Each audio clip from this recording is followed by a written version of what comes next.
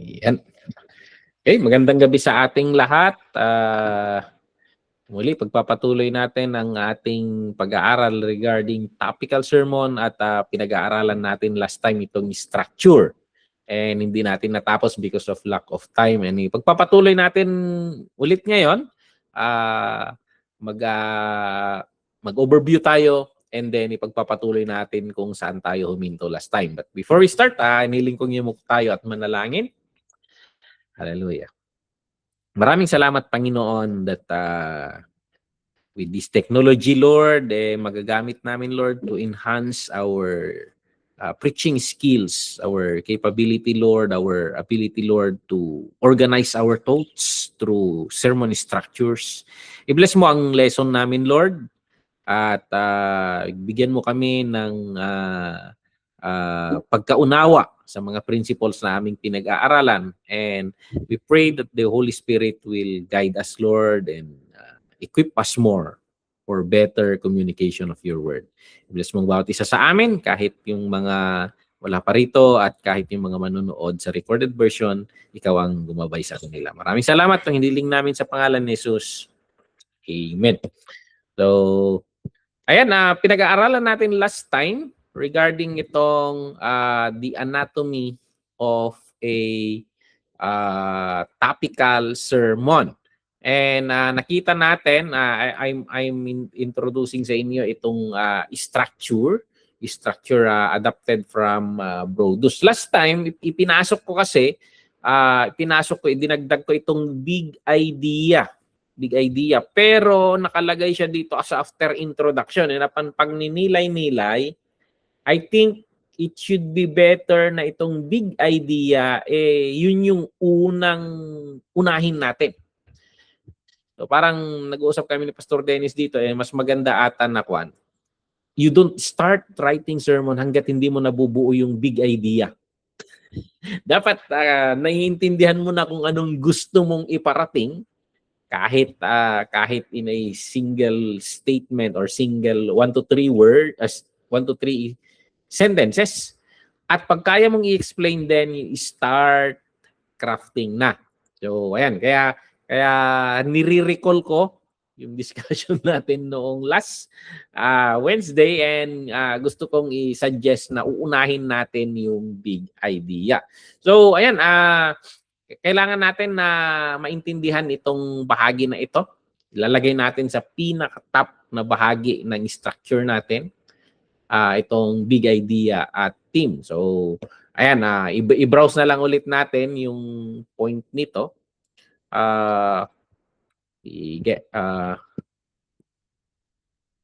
Ayan, building blocks.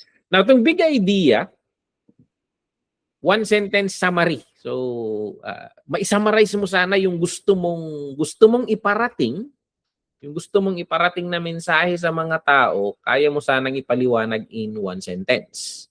So, ang gagawin nating definition ng big idea is the central non-negotiable truth of your sermon na mai-express siya sa malinaw at madaling tandaan na sentence. So, ayan. Ito sana, sumasagot siya sa tanong na kung makalimutan ng congregation ang lahat ng pinagsasabi ko, ano yung isang bagay na matatandaan nila in one sentence? Okay? Kung i-analyze sana natin ito, parang yung big idea ang pinaka-makina ng iyong sermon. Lahat ng bagay, lahat ng kwento mo, lahat ng verses mo, lahat ng illustration mo, bahagi lang ng kung sasakyan sana, yung verses mo, yun yung gulong, yung lahat na ng bahagi. Pero yung big idea is the engine. Yun yung pinaka-magpapatakbo. So, yan. Yan yung magbibigay ng power and direction doon sa message mo. So, kung hindi malinaw yung, or kung hindi aandar or hindi aandar yung makina, hindi mo ma-define kung ano yung big idea mo. Kahit ang ganda pa ng sermon mo sana, kung walang direksyon, nakatambak lang doon. parang ganon. So, ayan. Ang biblical foundation nito lahat ng passage sa scripture, merong point 'yan. Lahat ng passage. Kaya sabi ko nga, lahat ng kino-communicate ng mga nagsulat, either prophets man 'yan, priest man 'yan, mga sages, apostles, or students of the apostles, lahat ng sinasabi nila, there is a point. Yun yung big idea nila. Yung big idea nila. For example, yung discussion ni Jesus at ni Nicodemus, doon sa, yung haba ng usapan nila, ang big idea ni Jesus Christ is encapsulated in John 3:16. What must I do to be saved? Yun yung laging question eh. So, the Lord Jesus Christ encapsulated the core concept, the big idea in John 3:16. God so loved the world, He gave His only Son, whosoever believe in Him shall not perish but have everlasting life. That is the big idea na kino-communicate niya kay Nicodemus. So, ayan, napakahalaga nito. Okay? So, ayan, main point, may tinutumbok lagi kung i-observe niyo yung kwan. So, the law of unity, may certain target talaga. So, yung sermon na may tatlong main points, okay lang yon. Pero yung tatlong main points sana, tumutumbok sila lagi sa iisang big idea. So, the big idea is being expounded lang sa pamamagitan ng ilang points mo. So, ayan, sana lahat ng points mo, nag-e-explain or ine-expound niya yung big idea mo. Napakahalaga nito kasi kung hindi mo maipaliwanag yung sermon mo in one sentence, baka most likely you do not know yet what you are preaching. Hindi pa malinaw sa iyo. So, kaya sabi ko mas maganda na unahin natin ito. Write your big idea first. And hayaan mong yung big idea na yon ang magga-guide sa lahat ng isusulat mong susunod. Lahat ng illustration, lahat ng verse, lahat ng story, dapat magse-serve siya sa iisang idea. So, ayan, yung sermon ko kanina, tingnan nga natin kung kaya kong i-upload dito. Present something else. Saan na yung notes ko kanina dito? Okay? I want to share yung sermon ko kanina. Oops. Ano nangyari? Paano ba ipapalaki ito? Ayan, big idea. Dali, hanapin ko lang yung notes na yan na upload. Ayan. Yung big idea ng gusto ko kasi I shared a topical expository kanina sa sermon. Ang haba nito. Problema ko kung paano ko tapusin sana eh. So, the big idea is because God has spoken His final word through His Son, neglecting that great salvation is spiritually fatal or delikado yan. Therefore, we must pay close attention to the gospel and anchor our souls in Christ as we await His return. So, yan yung big idea. So, may sinabi ang Panginoon na ang Diyos may kinommunicate siya through His Son. And yung kinommunicate na yon is the message of salvation, the gospel. Ang pag-neglect doon ay delikado sa spiritual life natin. So, ang pinaka-goal dito is that believers must pay close attention to the gospel and anchor their souls to Christ as they await His return. So, yan yung big idea na dinidiscuss ko. Yan yung big idea na dinidiscuss ko sa expository topical na ginawa ko. Okay, so balik tayo sa PowerPoint natin. Share. Okay, ayan. Balik tayo doon. Now, ano pa?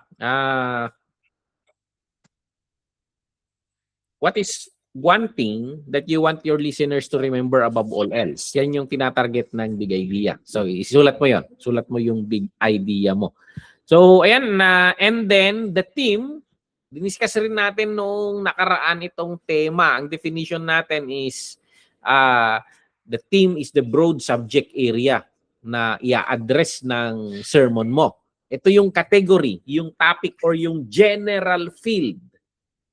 So, the big idea, yun yung specific truth within that theme. So, malawak yung theme na yan. So, for example, kung yung sermon mo sana, yung tema mo is pie. So, ayan. And yung sermon mo is about buko pie. So, parang ganon. The big idea is the buko pie. The buko pie. So, parang yung sermon mo is talking about the general kinds of pie. So, yan yung tema mo, malawak siya. And then, ililiit ng subject, itong tema mo, ipapaliit ng, ano tawag natin dito, the big idea mo. So, ayan. Usually, broad. Ang tawag nila sa mga scholars ito, deductive, inductive. Magsisimula ka muna sa napakalawak na topic, and then sa malawak na topic yon, pipili ka ng itatarget mo doon. Papaliit yon. So, the theme, yan yung malawak na subject area na i-address ng sermon mo. So, yan yung category, yung topic, yung general field na i-discuss mo. So, ang role nito is to capture attention and gives yung first impression, yung diniscuss natin noon. So, anong kaugnayan ng tema sa big idea? So, yung tema, yun yung malawak na saklaw, sabi ko. And then yung big idea is yung mas maiksi. Mas maiksi na target mo. Sandali. Nawawala yung notes.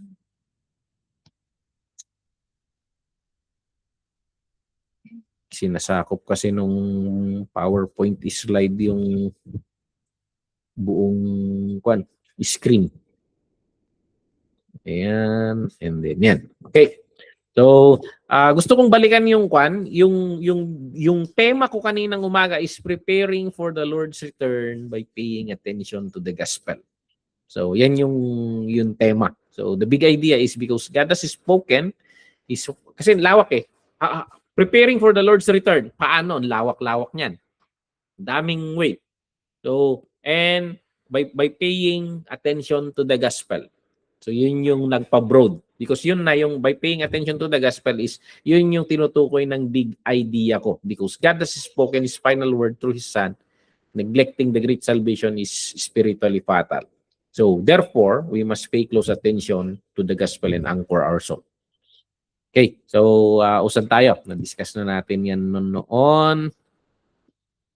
And then, the introduction, na-discuss rin natin itong introduction noong nakaraan.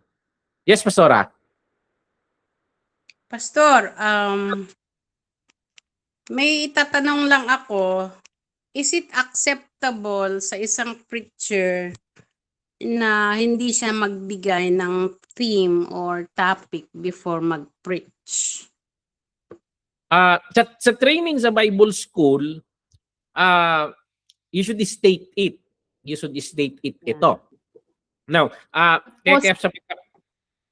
tapos sasabihin pa na i-guess nyo yung at the end of the sermon, i-guess nyo kung ano ang topic. Parang ganon. So, is it acceptable ba yun?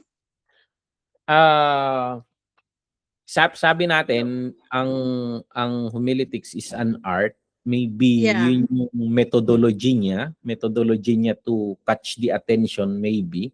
So parang ang ginawa niya is rinishuffle niya at gusto niyang ipahula sa huli to check siguro yung listeners niya kung nakuha nila yung tema niya. So, yun yung strategy niya siguro, para maiba naman. Parang ganun siguro. So, pero traditionally, the way na we teach, pag sa Bible School, rinishuffle mo ito, ibabagsak ka ng teacher. Kasi ang goal niya is you should learn the flow. You Yeah. should flow. At saka at least kasi yung at least you know where you are leading, yung nililid mo yung mga congregation kung ano ba yung pinagsasabi mo. Parang ganun ba? Yeah, much better. Much better. So, sa akin talaga pag nagka-craft ako ng sermon, I try to follow itong structure na ito.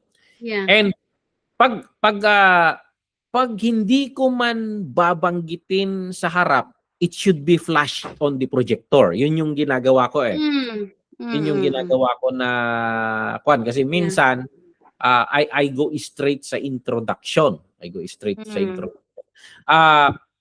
Pero maganda na i-state natin yung tema or title ng message natin. Yeah. Okay? So, ayan. Okay, Pastor. Thank you, Pastor. It gives clarity kasi kung ano yung direction mo talaga. Oo naman. Parang alam natin yung target. Pero alam nyo yung mga sa panahon ngayon, itong mga kabataan, they have so napaka-outside the box nila. Minsan hindi ko nahihirapan akong sundin yung flow of thought nila. And sa ating preachers, we should be as clear as possible. In communicating what's the point, and that's the purpose of our structure. Okay? Yes. So to hook yung regarding yung team, yung question kanina. So dito sa introduction naman is to hook to connect, and to create a need. So to create a need. So parang bakit ayaw lumabas? Dali.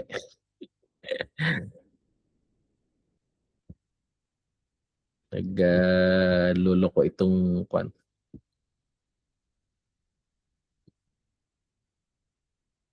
nawala. Ayun.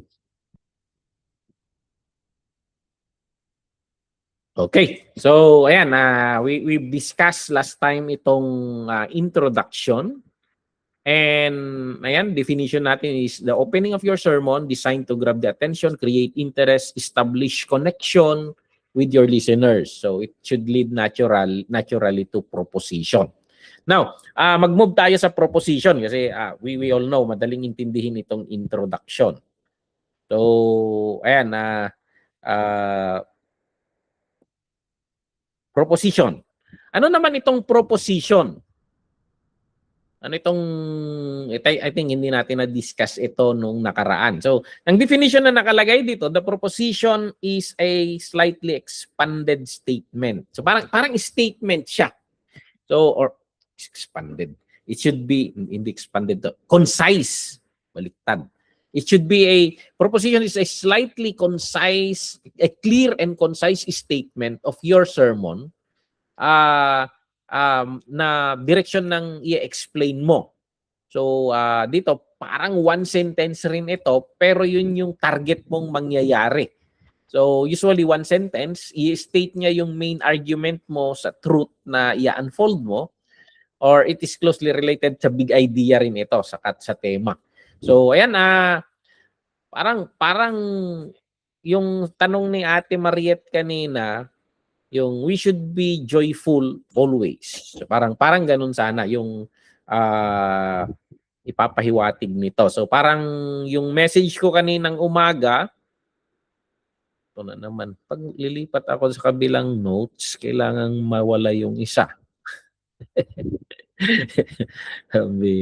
So, ayan, yung message ko kaninang umaga, we must pay much closer attention to what we have heard.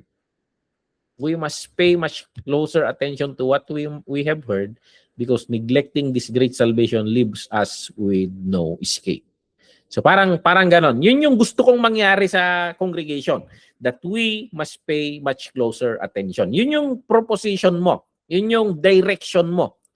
Yun yung tawag nila minsan, the thesis, the direction na what.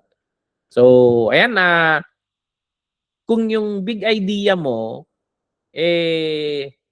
yun sana yung tumbok ng i-discuss mo. Itong proposition, yun yung destination ng journey. Yun yung gusto mong makamit. Yung big idea is the basis ng thought, pero yung destination, yung proposition is the goal. So yun yung doon papunta. So ayan, yung big idea, yun yung gusto mong matandaan nila, yung proposition, yun yung gusto mong gawin nila. Okay? Yun yung gusto mong gawin nila. Kaya minsan, ginagamit tong proposition bilang application. Binabalikan ko yan. Okay? So, puro statement. Pag si Pastor Benny ang brothers and sisters, let us be joyful always. Nadayo ko sermon ni Ate Maria. Let us rejoice always in the Lord. So, ayan. Yun yung definition natin ng proposition. It is a bridge between the big idea and the outline. It prepares the audience for what's coming. So, yun yung direction mo kasi. It states your thesis more fully. So, ayan. Yan yung proposition. So, key point, proposition is the roadmap that shows where you are going. Yun yung direction mo. Yun yung tumbok mo. So, yan yung target ng proposition. And then, pang susunod is the interrogative sentence. Itong, nasample ko nung last time na ang interrogative sentence, ito yung question na parang sinasagot mo doon sa message mo. Kaya if possible, sabi ko nga, yung mga question sana na yung gagawin mong interrogative sentence, isa lang. And then, yung how to check na tama yung may argument yung dinideliver mo. Yung interrogative sentence mo should be sinasagot ng divisions mo. So, ayan, should be sinasagot ng divisions mo. So, ayan, the interrogative sentence is a question that your sermon will answer. Yung sabi niya. So, pag hindi siya sinasagot ng main division mo, walang flow yung sermon mo. Yan yung check natin dito, pang-check natin. So, it grows out of your big idea. Nagbubunsod ito sa big idea and the proposition, at binibigyan nito na yung message mo ng malinaw na resolution. So, ayan. So, nag-create ito ng tension and curiosity. Nagbibigay ito sa sermon ng direction, ng malinaw na direction. Tinutulungan nito ang mga listeners na makipag-engage sa'yo. Kasi sasagutin mo na, nag-create ka ng question mark. Yung question mark is, yun yung magiging interesado sila na ano kayang ibig sabihin nito. So for example, yung shinare ni Ate Mariat kanina, what are the truths that the Bible is, what does the Bible say, or what truths does the Bible say regarding joy? So kasi pag yun yung question mo, so joy comes from the Lord. So parang mga ganon. It should be sinasagot ng main division mo. Okay? So common interrogative, siyempre, yung WWWH, what? You explain the truth. Why? You explain the reason. How? Explain the method. Who? Identify people involved. Where? Identify the location or scope. When? Identify the timing. So parang yan yung mga kanang interrogative sentence. So, ayan. Dali, buksan ko nga yung notes ko na lang dito sa cellphone para nag-shift kasi itong laptop. Nililimit ako sa very limited yung okay.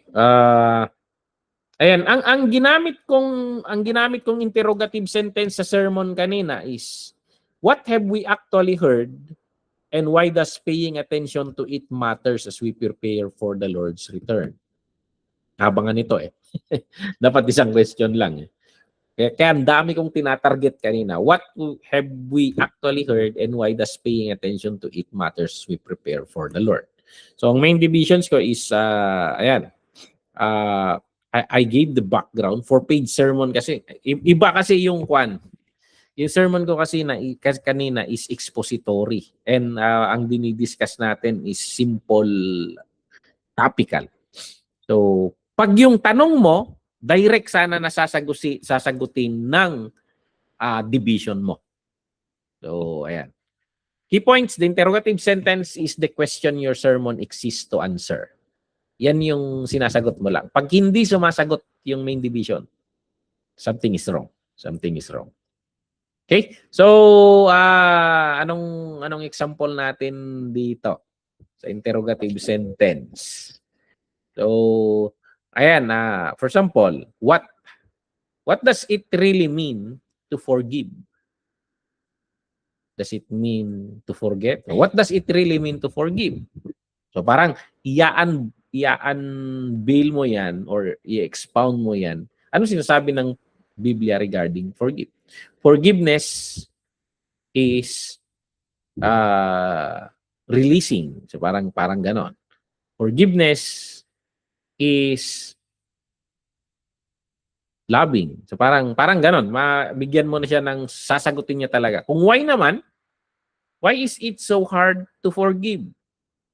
So, ano yung mga sumasagabal sa atin para makapagpatawad? So, ayan. Sasagutin mo rin yon. So, ayan. Or method. How can we find the power to forgive? So, ayan. Or who? Who is this God who calls us to forgive? Parang lahat ng question, yun sana yung sasagutin mo. So wag kang mag-craft na unahin mo yung sagot kaysa sa tanong. Dapat alam mo yung tinatanong muna. So sa topical sermon, medyo baliktad. Pag-aaralan natin later na medyo baliktad doon. Mauuna yung divisions kasi ibibigay ng text yung divisions mo eh. Okay? So, ayan.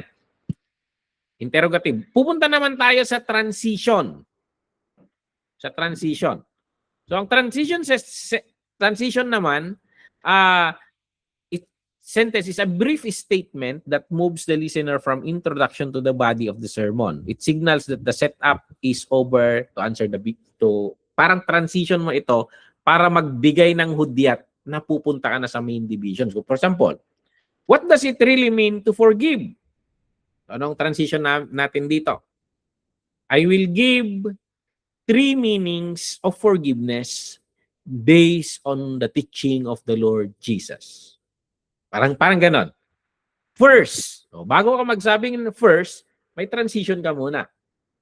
So, bakit napakahirap magpatawad? Magbibigay ako ng 3 karaniwang rason kung bakit hindi tayo makapagpatawad. Una, gusto mong gumanti. Parang mga ganon. So, yung transition mo is doon ka mag-shift bago pumasok doon sa main division mo. So, when should we forgive?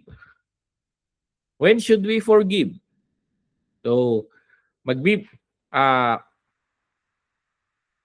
paano natin i-craft yung question na yun? Should we forgive only when they apologize? Hindi, mahirap to. Answerable by yes or no. It should not be answerable by yes or no. 2 divisions ka. It should not be answerable by yes or no. So, who is this God who calls us to forgive? So, ayan. I will give you 3 characteristics of this God calling us to forgive. He is the God of love.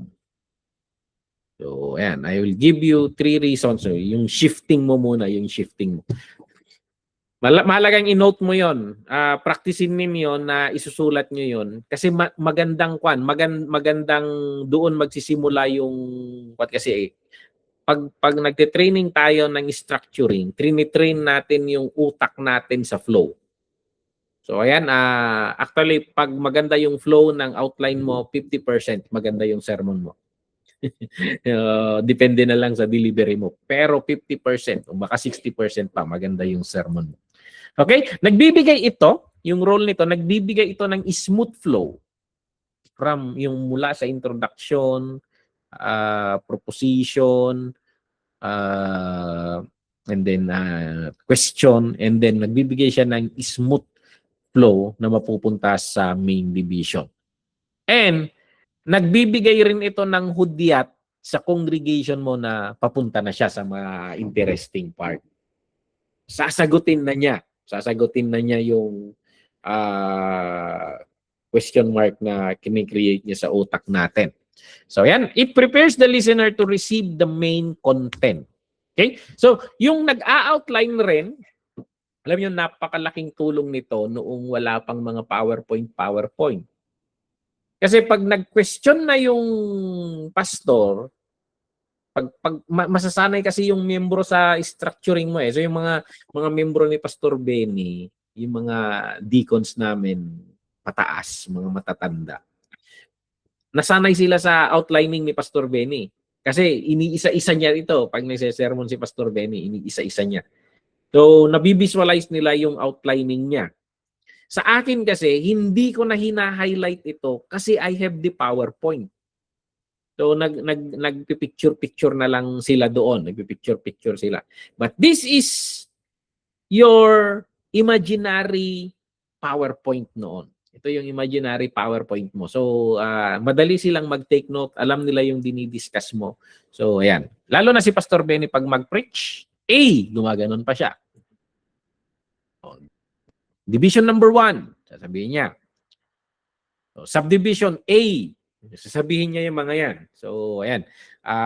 But the transition sentence give you shifting, smooth shifting patungo sa message o sa deep body ng message. So, ayan. Key point, the transition sentence is the bridge from introduction to the body.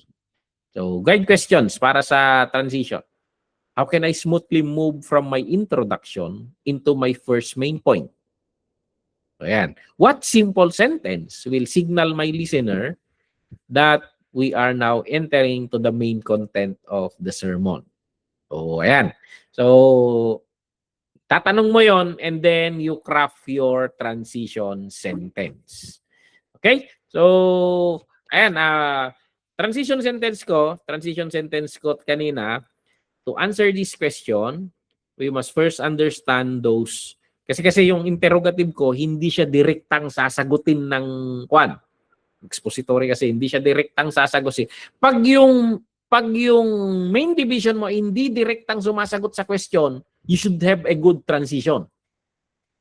So for example, what have we actually heard and why does paying attention to it matter as we prepare for the Lord's return? Ang transition ko dito, to answer this question, we must first understand who these believers were, sino itong mga kausap ng nagsulat, why they were drifting, then rediscover the one who spoke the message they heard so that we might grasp the weight of warning and the urgency of preparing for Christ's coming. So ito yung nagbigay, yung transition ang nagbigay ng balangkas ng main divisions ko. Kaya ang main division ko kaninang umaga, ang unang division ko background.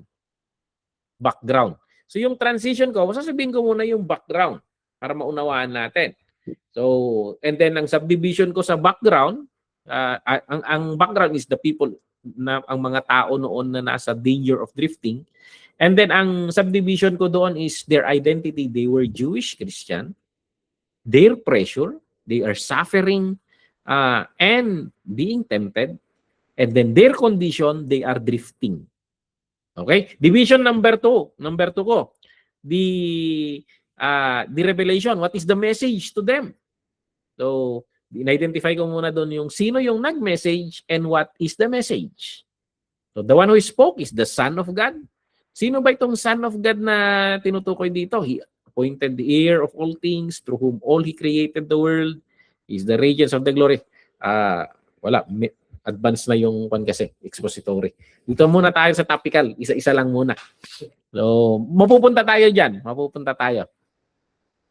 Okay? So, and then the main divisions. The main divisions. The main divisions are the major points of your sermon. Ito yung mga point na sasagot sa question mo, sa interrogative sentence mo. So, they are sections or chapters of your message. Ito yung mga main na i-highlight mo. So, each main points develop one aspect of your big idea and proposition. So, yun. Guided by your big idea and proposition. And it should be answering the question. It should be answering the interrogative sentence natin. So, anong role ng main division? I-structure nila yung flow ng message mo. Ito yung i-discuss kong una. Ito yung i-discuss kong pangalawa. Ito yung i-discuss kong pangatlo. So, orderly yung thought, flow of thought. So, they structure the flow of your message. They develop your big idea step by step. I-breakdown mo yung big idea para mas madaling, parang kung kumakain sana tayo, kahit tutong yung kinakain mo, kahit matigas yan, you need to chew it bit by bit. Okay? So parang isang chunk muna. Isang chunk muna. So, lunukin muna hanggang sa malunok. So, i-process mo muna yung isang subo. And then, pangalawang subo, second main division. Nguya muna, ngunguyain. We discuss. And then pag naipaliwanag mo, pangatlong nguya. And then the goal, the big idea na process natin, na unawaan natin. And then yung proposition, yung goal na pinapatunguhan, na tumbok natin. Okay? So, they make your sermon easy to follow and easy to remember. Okay? So, yan yung kan natin. Kasi yung mga revelations sa Bible, for example, si Jesus, he just taught using a parable. What's the point of the parable? So, minsan may ilang point doon, pero si Jesus hindi niya diniscuss. He just throw the parable. We need to break it down para malinaw na mauunawaan. Yan yung main divisions. So, breaking the idea into a bit by bit na madaling i-process, madaling ipaliwanag. Okay? So, napakahalaga itong main division. Palaga itong main division. Ito yung pinaka-body talaga. Okay? And guidelines for main division. Ang main division natin usually 2 to 4. Pero wala namang limitation yan. Lalo na nung nahilig akong nag-a-acronym. There was a time in CWC, nung pandemic time, wala kang magawa. Ang daming oras gumawang sermon. Kaya ang ginagawa ko noon, nag-a-acronym ako, kung ano-anong ginagawa ko. Naglalaro kasi ang daming time. Ang daming time.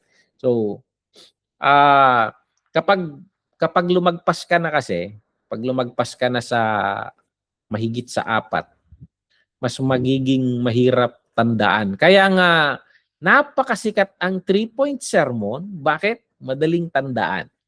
Tama lang. Pag 2 points mo, parang kulang. Parang ganon.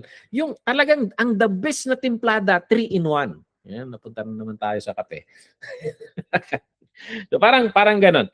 3 points, in my experience, tama lang. Yung 3 points, natatapos mo yan sa tamang oras, madaling tandaan.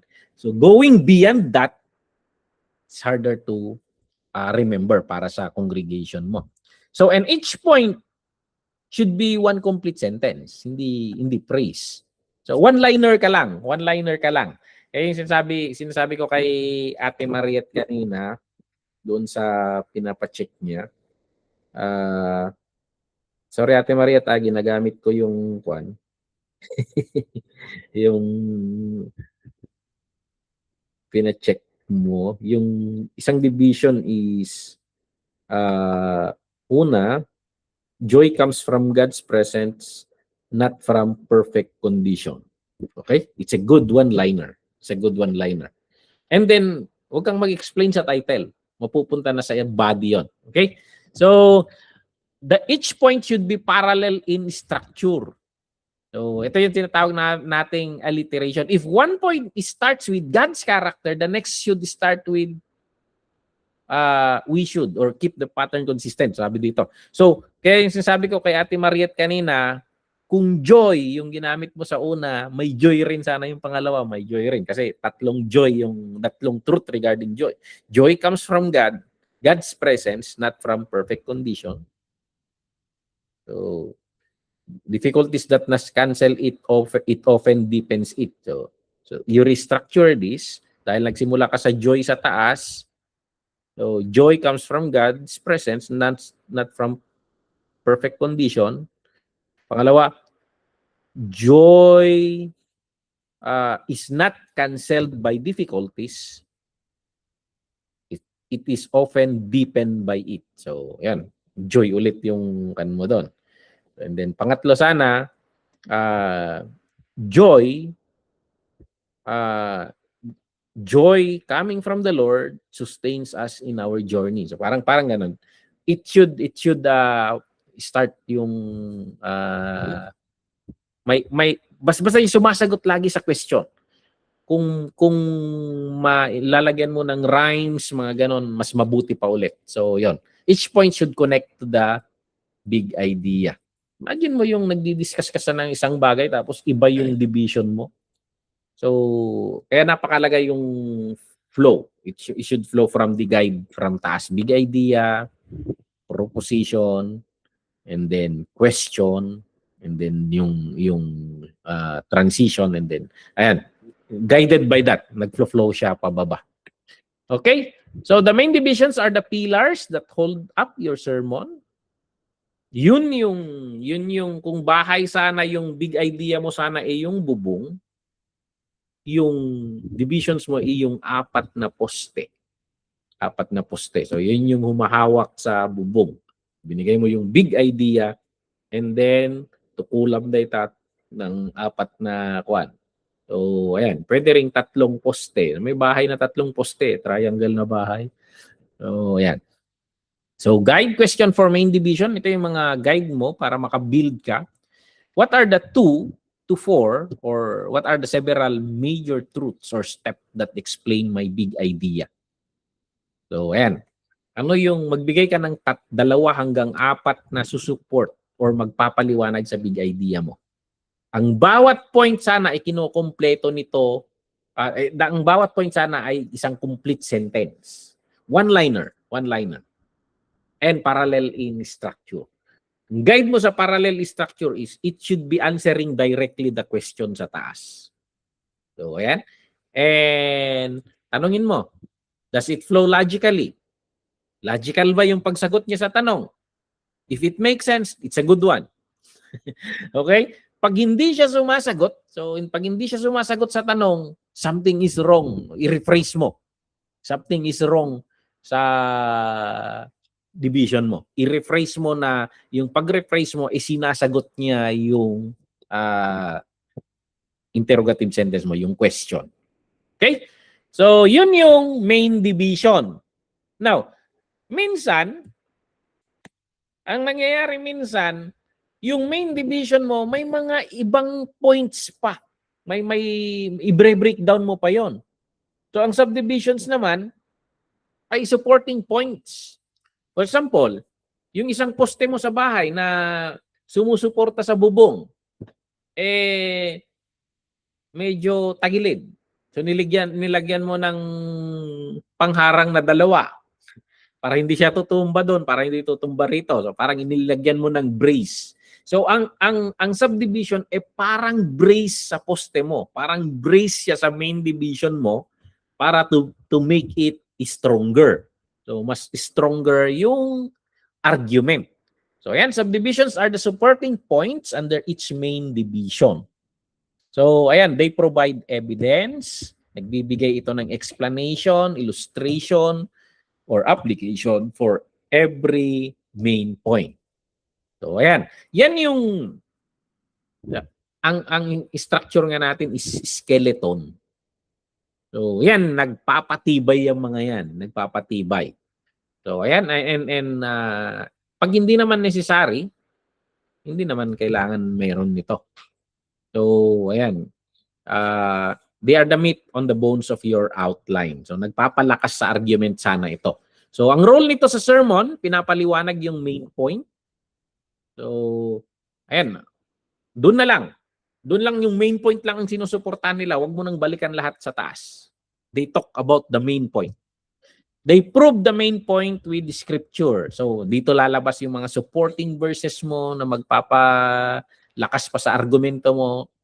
Illustrate nila yung point mo gamit ang mga stories or examples, and then i-apply nila sa main point. Okay? So, ayan. Key points. Key points. Subdivisions are the flesh and blood on the skeleton of your main points. Ito yung nagpapalakas kasi. Ito yung nagpapatibay. Ito yung nagbibigay ng laman sa sermon mo.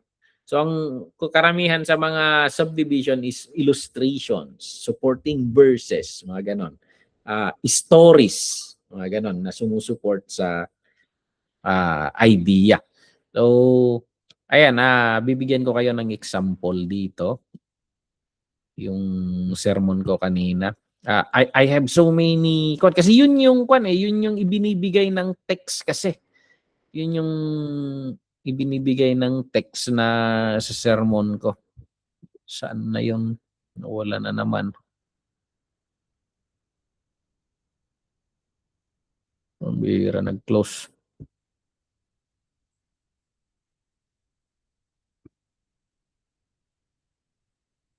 Ito ba? Okay. Okay. Ayan, proposition. And then yan, main division. The background, people in danger of drifting. So, dinivide ko, paano ko i-explain itong people in danger of drifting? Itong mga taong ito, paano ko ipapaliwanag? Hinati ko sa 3. Papaliwanag ko yung identity nila, ipapaliwanag ko yung pressure na pinagdadaanan nila, ipapaliwanag ko yung condition na nagko-cause ng drifting nila. So, ayan. And these 3 composes my division number 1, which is the background. Okay? So, parang dito, subdivision and may subdivision ulit. So, ang revelation, who spoke and what was heard? So, mahahati na sa dalawa yan. Yung nagsalita, tapos yung sinalita, the message. Pero dito kasi una, yung nagsalita. Sino siya according sa text sa Hebrews 1-3. So, ang dami. 1, 2, 3. Ito, ibinibigay kasi ng text. He appointed him heir of all things, through whom all he created the world. 7 yan. 7. Sa message naman, ano yung narinig nila? Yung great salvation. So, ayan. We have heard that Jesus is the final word. We have heard that Jesus made purification for sins. We have heard that salvation is grace through faith. We have heard that Jesus is now seated on the right hand. We have heard that we are called to hold fast. So, parang ganon. It supports the main or subdivision, yung sub-sub. So parang ganon. Okay, I hope you got it. Pag hindi mo maipaliwanag ng kasi ito, pag hindi mo kasi i-breakdown rin kung malawak, parang ganyan, shotgun. So, para malinaw rin yung pag-discuss mo dito, for example, yung background ng mga tao dito. Unang tatalakayin ko is yung identity nila. They are Jewish Christians. Para alam ko na pag natapos kong i-discuss yun, tapos na yon, hindi ko na babalikan. Hindi siya parang halo-halo. So, ayan. And then, susunod na i-discuss ko is yung pressure na pinagdadaanan nila. And then yung condition na nagko-cause ng drifting nila. So, that is an example of subdivision. So, ayan. Present something else. Balik tayo sa PowerPoint. Okay. Guide questions para sa mga subdivisions. Paano ka gagawa? Ang itanong mo, for each main point, what explanation do I need to give? Itong main point na ito, paano ko malilinaw ito? Anong explanation? So, kung may ilan na naiisip ka, yun yung subdivision. What Bible verses proves or illustrate this point? So, for example, ang kinikwento mo yung sinabi ni Pastora Joanne noon, yung forbidden love. Oh, sino mga examples natin ng mga pumasok sa forbidden love sa Bible? Una, ang naisip mo to illustrate the point is Samson. Pangalawa, Solomon. Pangatlo, David. Parang ganon, mga ganon na pangpalaman mo sa tinututukan mong argument. What story or analogy will it make it come alive? So ayan, paano mo mapalakas yung argumento mo, main division mo? So yan yung gamit ng mga subdivision. How can I apply this point to my listeners' daily life? So parang you ask these things. You ask these things. And karaniwan, ito yung breakdown niya. Main division 1, pwedeng ang gawitin mo is i-explain mo, magbigay ka ng scripture, and then i-illustrate mo, bigyan mo ng application. Main division 2, parang ganun rin ulit. So maganda kung pare-pareho yung structure nila. Paano ko ipapaliwanag ang main division 1? Bibigyan ko ng raw explanation in my own word. Susuportahan ko ng scripture na nagbibigay ng idea na yon. Magbibigay ako ng practical illustration at yung practical application nito. So parang ganon. So this is an example. This is an example. Sa sermon ko kasi kanina is expository. So sinusundan ko lang yung text kung paano niya ibinigay. Okay, may question dito?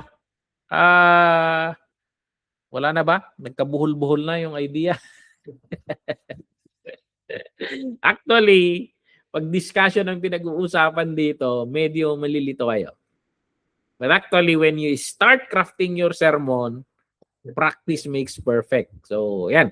Kaya ang technique nito, pag gagawin kayo ng sermon and then isasubmit ninyo, titingnan natin, aayusin natin, we discuss about it, hanggang sa mag-sink in, yun pala ang gamit nun, yun pala ang gamit nun.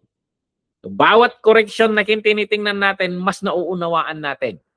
So, talagang ganun yung kwan dito. Theoretical, itong mga definition na ito, hindi mag-sink in ito hanggat hindi nyo inuumpisang magsulat ng sermon. Okay? Doon tayo sa conclusion. Definition. Ano naman tong conclusion? The conclusion is the final section of your sermon. Ito yung question mo na sinasagot ng 3 division mo, pinagsasama-sama niya naman doon. So, sinasummarize niya doon. Sinasummarize niya. So, ayan. Example, paano gumawa ng halo-halo? Yun yung question mo. Paano gumawa ng halo-halo? Division number 1. Ano unahin natin? Ilagay mo yung sahog 1, division number 1. Minatamis na seeds. Division number 2, kaong. Division number 3, ano pa? Kamote. Division number 4, banana. Division number 5, ano na? Ice na, yellow na. So, yellow na. And then division number 6, yung ice cream niya. Division number 7, yung gatas niya. Yung conclusion, sinasummarize mo na. Hahaluin mo na yan. Hahaluin mo na. So, summarize the main point briefly. So, ayan. And then, it reinforce the big idea na siguraduhin mo na yung pag-summarize mo dito, you come up with the big idea na kino-communicate mo. So, it creates the momentum towards the application. Okay, so ito yung punto ng sinasabi nating lahat na anong ibig sabihin nito sa atin. Pupunta ka na sa application. I-create siya ng momentum.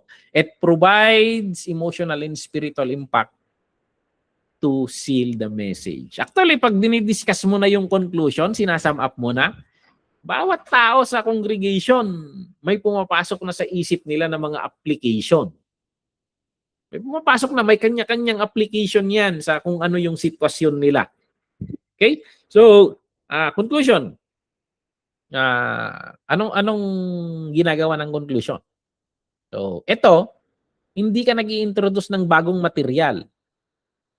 So, ayan, hindi ka nag So, hindi yung padispensa mo.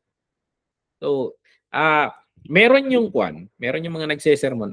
Ang pagsermon kasi parang kayo sa Hong Kong, like kayo sumasakay ng eroplano. Parang paglipad ng eroplano tapos paglanding ng eroplano. So, pagbuelo, ang bilis niyan, ang bilis. Tapos magte-take off yan. Introduction, tumatakbo siya sa runway. And then pagdating mo sa proposition, nagganyan na. And then pagdating mo sa question, naka-take off na. Diretso lang yan. Transition. And then pagdating niya, nakuha niya yung tamang elevation niya. Pag nagganon na, main divisions. Namatay na yung seatbelt sign. Main division 1, main division 2. Mamaya nagsalita yung piloto natin. Sinabi ng piloto, nasa elevation 5,000 tayo. So, ina-estimate natin, makakarating tayo doon. Okay yung klima natin. O, mga division. Mamaya, may division number 2. May division number 2. Or last division mo is sasabihin na ng piloto, magsasalita ulit ng piloto. So, nandito na tayo sa tapat ng Hong Kong. In few minutes, maglalanding na tayo. Parang ganon. And then yung conclusion, pababa na yon. Pababa. Ewan ko kung nasubukan nyo na yung nakalanding na yung eroplano tapos hindi nila itutuloy. Take off ulit. May mga preacher na gano'n eh. Palanding na tapos mag-take off ulit. May i-highlight ulit na iba. So, dapat good good pilot kayo. Smooth sa conclusion, pababa na. So, kaya nga dito medyo emotional na medyo ini-strike mo na yung emotion nila. Hanggang sa we close it in prayer. So ayan, seatbelt sign off. Pwede na tayong tumayo. So parang ganon. So conclusion, ang discuss mo sa conclusion, yung diniscuss mo sa taas. Ang maganda raw na message, sa bungad, sasabihin niya kung anong sasabihin niya. Tapos pagdating sa body, sasabihin niya yung sinabi niya kanina na sasabihin niya. Ipapaliwanag niya yun. And then sa conclusion, yung sinabi niya kanina na sasabihin niya, nakakasabi niya lang, sasabihin niya. So parang you summarize it. You summarize. So actually, in the beginning of the sermon, introduction, in the body, and the conclusion, you talk about the same thing. So ayan, you fade out. So hindi ka mag-fade out weakly, sabi doon. So you fade out strong. Talagang matumbok mo yung target mo. So ayan, key point sa conclusion. Ito yung landing ng sermon. Make sure na smooth. Nasubukan nyo na bang maglanding ang eroplano na nagsigawan lahat ng tao sa loob ng eroplano, yung nag-ear pocket? Matutroma ang membro mo dyan. So, ayan. Sa akin, yung conclusion ko kanina, I make sure that smooth. Masakit minsan yung message, but I make sure makakasigurado tayo na ang goal ng Panginoon is to prepare us, He cares for us. So, parang gano'n. So, ayan. Tapos na yung operasyon, pinapahiran ko na ng mga pampamanhid, mga gano'n. Smooth, clear, and impactful. So, ayan. Ang guide question natin for conclusion, how can I briefly summarize my main points?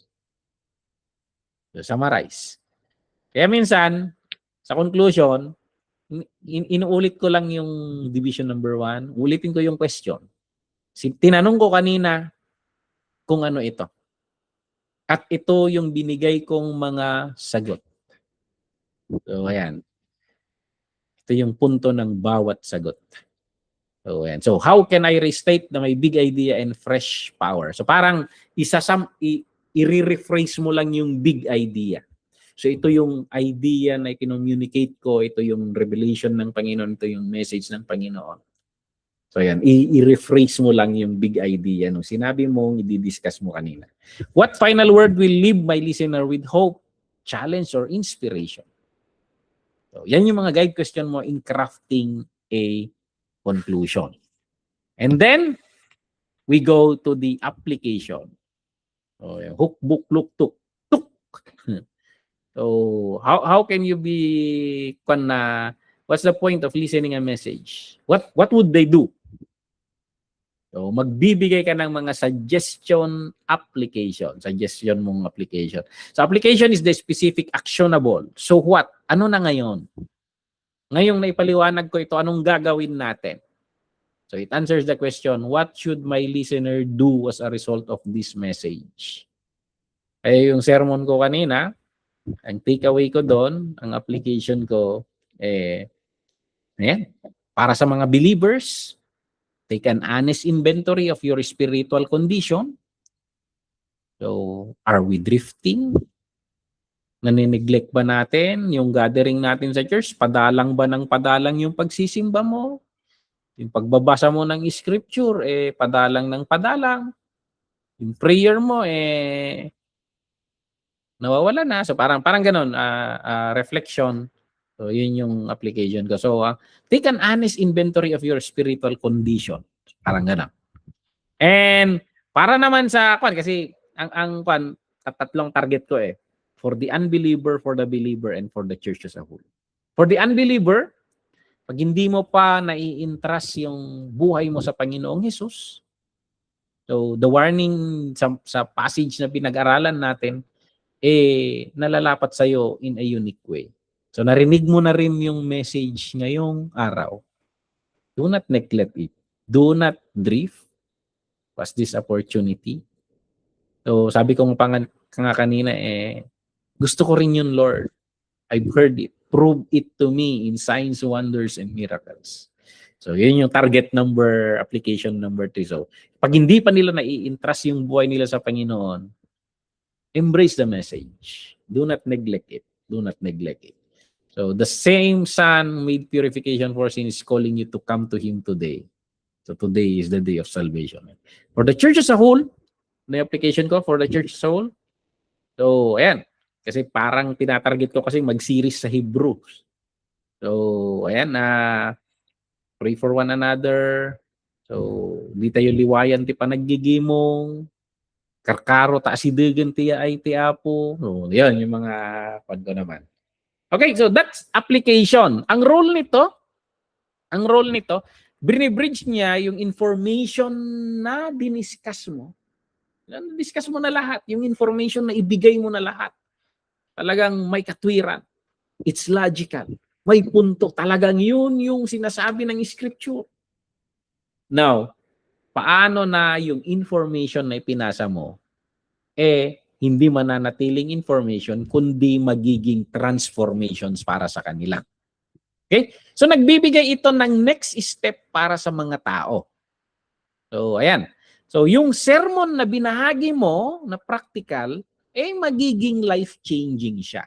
Kasi may actionable na sinasabi ka. So ayan, nako-convert mo yung mga tao from hearing to doing.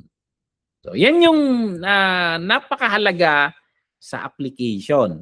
Kung minsan, pwede mong ilagay dito sa structure mo yung application, may hindi pa ba tumatanggap sa Panginoon, isulat mo na rin dito yung plan mo. So, ayan. May hindi pa ba tumatanggap sa Panginoon dito? Pakipikit ang mga mata nyo, itaas ang kamay. Nakikita nyo naman yung pattern ni Pastora Imelda, di ba? So, learn from the pattern of Pastora Imelda. Pikit ninyo ang mga mata ninyo. Taas mo yung kamay mo if you want. If you feel na hindi ka sure. So, ayan. And then, kung you want further challenge, para they will feel na talaga nga they given their life to God, you call them to the altar. Why not come to the altar and we will pray for you. We will pray for you. Pwede mong ilagay sa application lahat yon.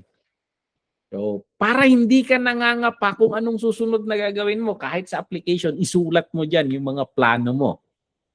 So, ayan. So, yung sasabihin mo sa kagagawin mo sa part na ito.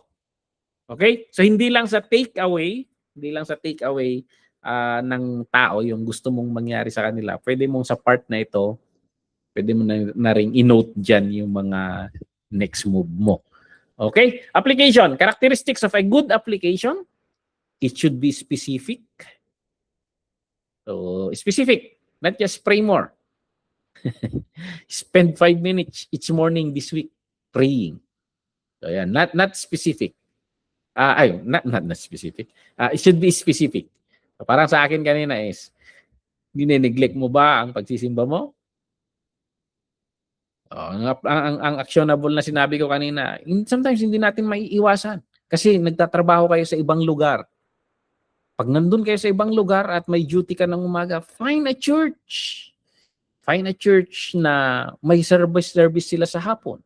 O kung wala naman, find an online live stream or a recorded version with yourself. So parang ganon. Specific. Ano pa? Measurable. People should know if they did it or not. So yung pagsisimba, yung pananalangin. So yung illustration ko kanina pag umarya na yung sasakyan, manalangin ka na rin. So Lord, yun yung connecting with God. Measurable. People should know if they did it or not. And realistic. Possible na magagawa nila. Magsimba kayo. Magbuklat kayo ng scripture. Pray. So yan, realistic. Possible for the audience to do. And then connected, directly tied to your big idea. Huwag kang magbigay ng application na walang connection sa sermon. The application is always tied to the big idea na kinommunicate mo sa taas and explain mo. So, ayan. It flows. It flows. So, ayan. Key point. The application is the so what? Ano ngayon? The reason you preach in the first place. Ito yung pinaka-goal mo. So, most likely, a breakdown of your proposition. So, guide question for application. Paano mag-craft ng application? So, what specific action do I want my listener to take this week? Anong gusto kong gagawin nila? So, is my application measurable? Nasusukat ba? Masasabi mo ba na ginawa nila o hindi? Is it realistic for their daily lives? How does it connect to my big idea? For example, dyan sa Hong Kong. So, ang takeaway is, why not? Every morning when you wake up, pray for your boss. Pray for your boss. Speak blessings to them. So, parang ganon. Mga ganon na takeaway. So, ayan. It's already 11. So, bakit mahalaga ang outline? Bago tayo pumunta dito, may mga question ba kayo? May question or clarification? Pastor Imelda. Pastor, yung yung conclusion at saka yung application minsan yung towards the end of the conclusion doon sa baba nilalagay na lang yung application. Okay ba yun, Pastor? Opo, minsan nga pastora magkahalo to. Magkahalo. Yun nga, so, Pastor. Mostly. Conclusion/application. Parang ganun lang ginagawa minsan. Not necessarily separated. Yeah. Kasi kung minsan pag conclusion na and then there are times na may mga application through altar call, ganun. So, yung conclusion na lang ang nalalagay and then that's yung application na lang, yung mga altar call, ganun, or any question na idotro sa kanila, ganun. Okay ba yun, Pastor? Opo, Pastora. Actually, the conclusion should not be so long. Kasi inubos mo na yung oras sa body So konti lang, parang ito yung sinabi ko, discuss natin kanina, ito yung big idea and then I pointed out, ito yung mga ginawa natin and then parang i-sum up mo lang yung diniscuss mo, maliit lang yun Okay. Kaya minsan integrated na dun yung application. Integrated na sa akin. Karaniwan sa akin, ito hindi pala. Oo. Sige, Pastor, thank you. Pastora. So, Ayan, ayan, ang ginagawa natin dahil klase ito, ipapagawa natin ang practice ninyo na gagawin is that ihiwalay ninyo.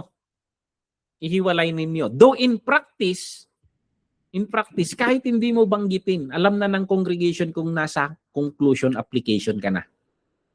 Alam na nila yan. Magkadugtong kasi yan. Magkadugtong.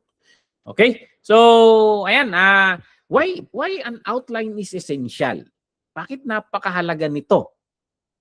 Of course, there are times na biglada ka into do. Talagang extemporaneous. You read a text and then talagang you reflect on that na. Walang points na. Kasi ito doon, but in crafting a sermon, why it is essential? Bakit napakahalaga? So, ito yung mga reasons dito. Itong outline, it keeps you on track. So, alam mo yung kung nasaan yung dinidiscuss mo. Kasi pwede kang mataranta sa harap. Pwede kang madistract sa harap. There are times na I'm preaching and may ingay or hindi mo makuha yung flow mo. I don't know kung may ma-experience kayong ganon. And the outline really helps. At dadagijay times na mablangko ka di sango. So, ayun, kaya hindi ko na inuulit yung yung mga na sobrang puyat pag Saturday. Ang ginagawa ko na lang pag lumampas na nasa alas 12 na at hindi ko pa nabubuo yung sermon, I go to sleep and then wake up earlier. Kasi nasubukan ko yung parang lutang ka talaga nagpre-preach. And then I learned that and buti na lang I have an outline and nakikita ko yung flow ko. So ayan, an outline helps your listener to follow. Ayan. It helps your listeners to follow. Yung outline mo kasi, masusundan yung the way na you shift in the message. Noong walang PowerPoint, sabi ko, kailangan mong i-highlight. Unang division, unang punto. Pero sa akin, hindi ko ginagawa sa church yan. Pag dinidiscuss ko na yung unang punto, naka-flash na sa taas yung unang punto. Nasa unang punto na si pastor. Isa-shot na naman nila. Kakamera na naman. So, ayan. An outline ensures biblical fidelity. So, makikita mo kasi makikita mo sa outline mo kung yung argument mo, biblical yung flow niya. Kasi, pag babalikan mo yung outline na krinaf mo, makikita mo kung may tagilid sa explanation mo. So, makikita mo kung yung flow mo, biblical ba?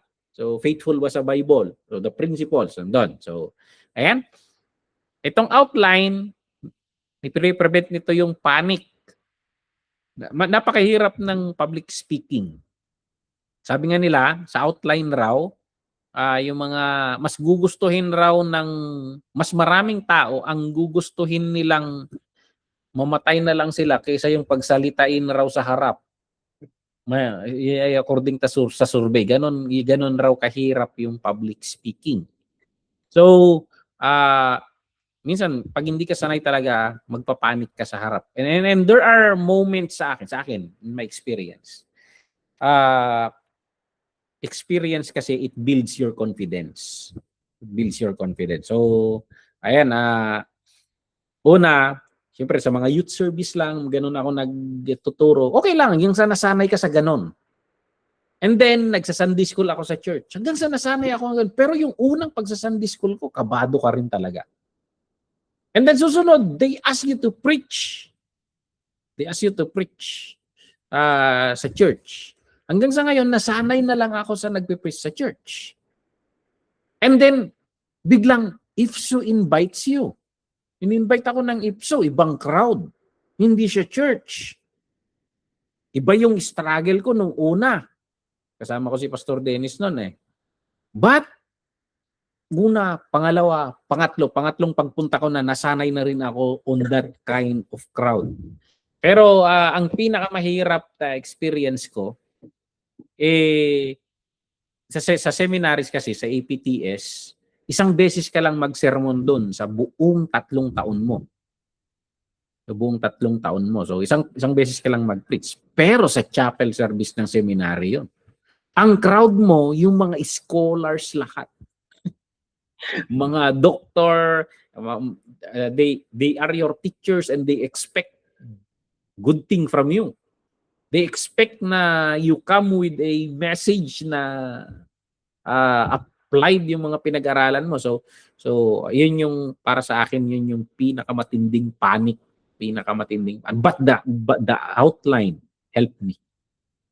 The outline helped me. So and of course may advantage ako kaysa sa mga classmates ko kasi marami akong classmates na from university they jump straight to the seminary. Sa akin kasi may 1 year ako sa Bible school. So I was trained to preach. I was trained to preach in the Bible school. And I know how to outline. Outline prevents panic. So ayan. If possible, make your manuscript. Make your manuscript. So yung outline ko kanina, may manuscript ako. Alam nyo, with the use of AI, isulat mo dyan. Isulat mo lang yung mga thoughts mo. Kahit putyo-putyo. Isulat mo lang yung thoughts mo kahit wrong grammar. And then, ipa-repair mo kay AI. Kaya niya yan. But sa ngayon, I do not suggest AI kasi pinapractice natin yung kwan. Kailangan niyang i-master ito and then later I teach you how to use AI ethically. Okay? So, use AI ethically. So, grabe naman. Ang ganda ng technology natin ngayon and pag hindi natin gagamitin that, it will make us better preachers. But ayaw ko munang paggamitin kayo ng AI so far kasi you need to have this skill. Alam mo experience namin ni Pastor Dennis nung pumunta kami dyan sa Hong Kong. Gumagamit kami ng AI in our research. And then nung nandyan kami, black pala ng China. Nakalimutan namin na China ang Hong Kong. Bagong shift nun eh. Ayaw gumana yung mga AI. And we recrafted everything mano-mano because we were trained mano-mano. Okay? So, when all else fail, wala kang internet, wala kang nalobat yung cellphone mo or yung laptop mo, wala, hindi mo nadala, you can still craft a sermon using a pen and a paper. Okay? So, ayan. 5, an outline makes your sermon memorable. Bakit memorable? Maayos, may flow, may mga points kang malinaw. So, madaling tandaan, madaling i-take note ng mga listeners mo. So, an outline is like a skeleton. Imagine mo yung katawan natin pag walang skeleton, para kang gelatin. Pag tumayo ka, lusaw. So, it gives structure. So, ayan, parang natumpok ka lang na gelatin pagkuan. Igaganyan mo, babagsak. So, parang walang. So, final reminders. And this is our last slide. Final reminders. Itong structure serves the message, not the other way around. Okay? What is the message? Yung message, ang trabaho ng structure para mapaganda mo yung delivery. Hindi yung message mo ang sumusunod sa structure. Okay? So, kung yung revelation ng Panginoon sa'yo na gagawin mong sermon 2-point sermon lang, bakit mo pipiliting 3-point? So, parang ganun. There are messages na 3-point, 1-point. So, practice makes perfect. So, your outline is not just for you, it's for your people. And always submit your outline to the Holy Spirit. Pray while you craft your outline. Okay? So, sige. This week, write a sermon. Write a sermon. A topical one. Topical. Huwag muna tayo mag-textual. Think of a topic. And then think of a big idea. Think of a good question regarding that idea. Para yung good question kasi, that will drive you in crafting the points. Okay?